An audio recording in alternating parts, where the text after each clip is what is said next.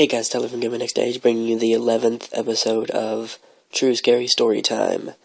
And yeah, let's get it on, I suppose. This story is called The Baby in the Road. One night my friend was out driving in his truck in the Maine countryside. It was a remote area where you could drive for hours without seeing civilization. There were just trees and more trees that stretched on for miles. He was driving along when he suddenly saw something in the road up ahead. He stopped the car to take a look, but he couldn't quite make it out. Whatever it was moving. It was moving very, very slowly. He got curious, so he drove closer to it in his truck. It was a baby. Lying in the middle of the road, he was stunned, thinking someone had just abandoned a baby in the middle of the road. He got out of the truck and walked over to it. When he went to pick it up, he realized that it wasn't a baby at all.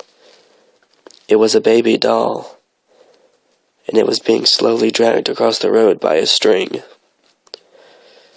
He ran back to his truck and drove out of there before whatever was dragging the string saw him. This story is called Cursed.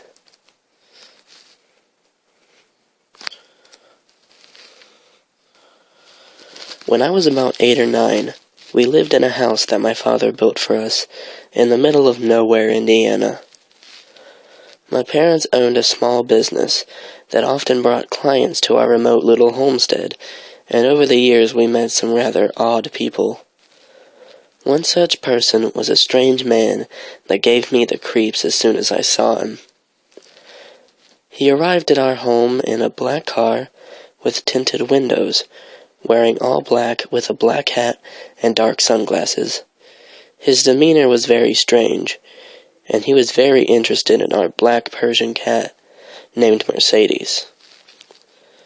Nevertheless, he left after his consultation with my parents, but later after dinner, everyone admitted that he set them on edge.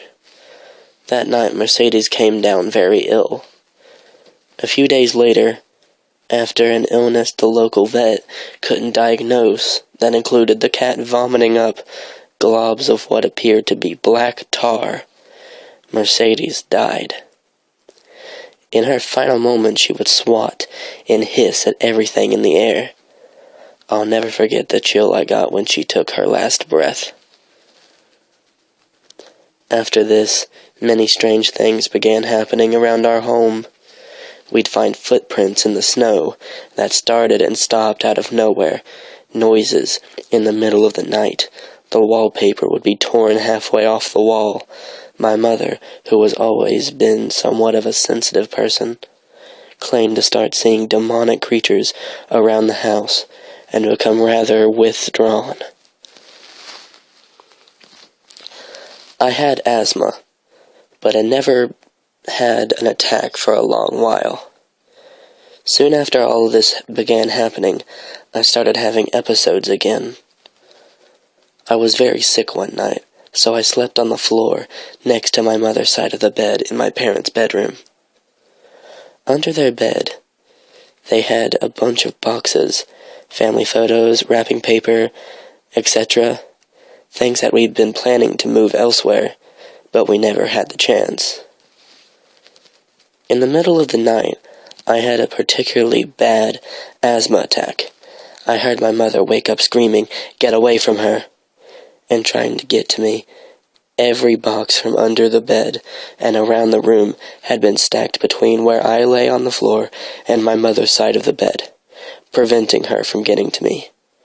She finally reached me and gave me my inhaler, and she cried all night. She never told me what she saw that night, but strange things happened. We had the house blessed and did everything we could to get the activity to stop. The activity eventually slowed down.